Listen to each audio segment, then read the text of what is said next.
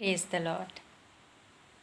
कोई भी व्यक्ति जब किसी व्यापार को करता है तो इसी उद्देश्य से करता है ताकि जो भी साधन उसके पास है, जो रुपये पैसे, जो धन उसके पास है, उसे वो बढ़ा सके। चाहे वो छोटा व्यापारी हो या बड़ा, हर एक इसी मन स्थिति के साथ अपने व्यापार को करते हैं ताकि उनके पास जो कुछ भी है उस धन को, उस पैसे को वो बढ़ा सके।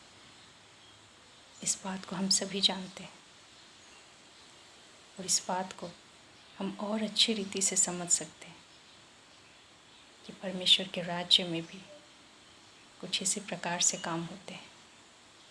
यदि हम मत्ती की पुस्तक उसका 25 अध्याय, लूका उसका 19 अध्याय पढ़ते हैं तो वहाँ हम तोड़ों का दृष्टांत पढ़ते हैं, मोहरों का दृष्टांत हम उसमें देखते हैं और ये हमें बताते हैं कि किस प्रकार परमेश्वर का राज्य काम करता है। वहाँ हम एक व्यापारी के विषय में पढ़ते, एक धनी व्यक्ति के विषय में जो बाहर देश को जाता है और अपने सेवकों को अपनी संपत्ति में से वो उन्हें देता है। किसी को 10 मोहरें, किसी को 5, किसी को 2 या किसी को 1। हर किसी को वो उसके सामर्थ्य के अनुसार कुछ न कुछ देता है ताकि जब वो लौट कर आए तब वो उनसे लेखा ले सके और जो भी उसने अपने सेवकों को दिया है उसमें वह देख सके कि उसने क्या काम किया, उसे किस प्रकार से बढ़ाया। आज भी जब हम वचन को पढ़ते हैं तो हम इस बात को अच्छी प्रकार से जान पाते हैं। हमारा प्रभु यीशु आज अपने स्वदेश स्वर्ग राज्य में है, लेकिन जाने से पहले उसने अपने सेवकों को, हम लोगों को कुछ न कुछ तोड़े दिए अपनी संपत्ति में से। हमें हमारी सामर्थ्य के अनुसार जितनी हमारी शक्ति है, जैसी हमारी बुद्धि है, हमें उसके अनुसार उसने कुछ न कुछ तोड़े दिए हैं और वो चाहता है कि उससे हम लेन देन करें।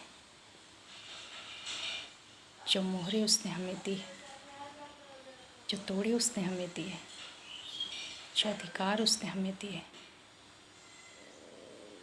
उसे हम किस प्रकार से हम इस्तेमाल करते हैं, किस प्रकार से उसमें हम और इकट्ठा करते हैं, किस प्रकार से हम उसे बढ़ाते हैं। क्योंकि हम सब जानते हैं कि यीशु मसीह एक दिन वापस लौट कर आएंगे और वो प्रत्येक से लेखा लेंगे कि जो कुछ भी परमेश्वर ने हमें दिया, हम उसका इस्तेमाल उसके राज्य में हम किस प्रकार से हमने किया। क्या हमने उन तोड़ों को बढ़ाया?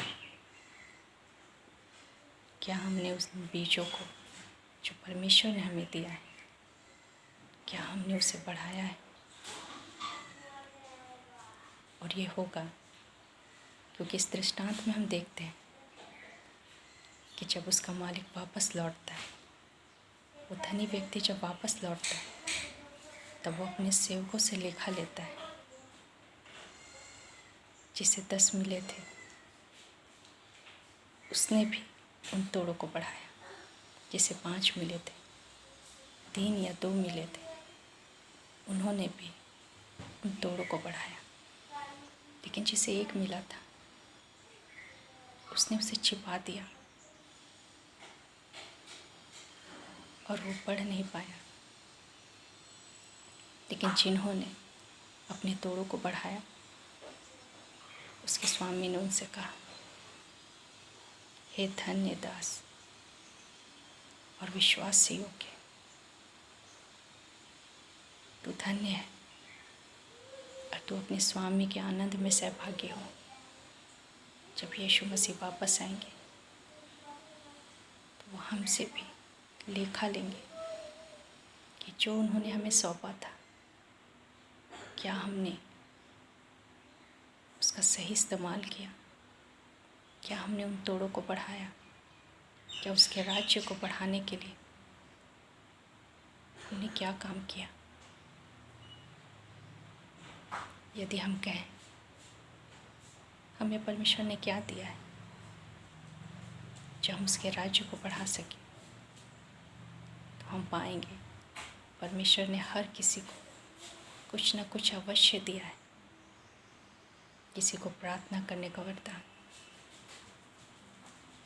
किसी को सेवा का, किसी को सुसमाचार सुनाने का। हर किसी को परमेश्वर ने कुछ न कुछ दान दिया है, कुछ न कुछ धन दिया है, और वो चाहता है कि हम इसमें और इज़ा करें, इसे और बढ़ाएं, ताकि परमेश्वर का राज्य फैल सके, ताकि परमेश्वर का राज्य बढ़ सके। हम ये नहीं कह सकते कि हमें सामर्थ्य नहीं, क्योंकि वचन में लिखा है कि वह प्रत्येक को उसके सामर्थ्य के अनुसार देता है। हमें वो सामर्थ्य है,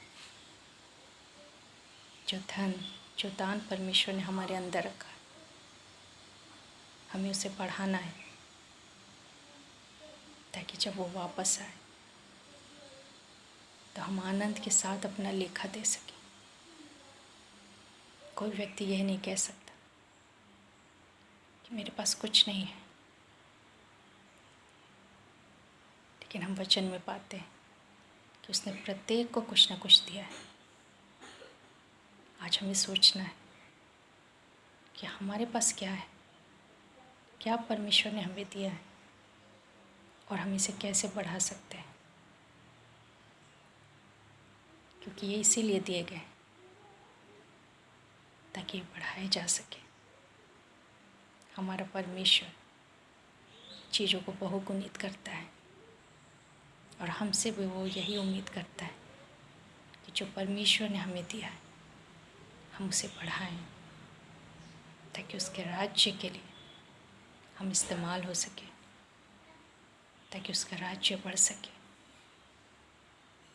ताकि हर को परमेश्वर के राज्य में आ सके।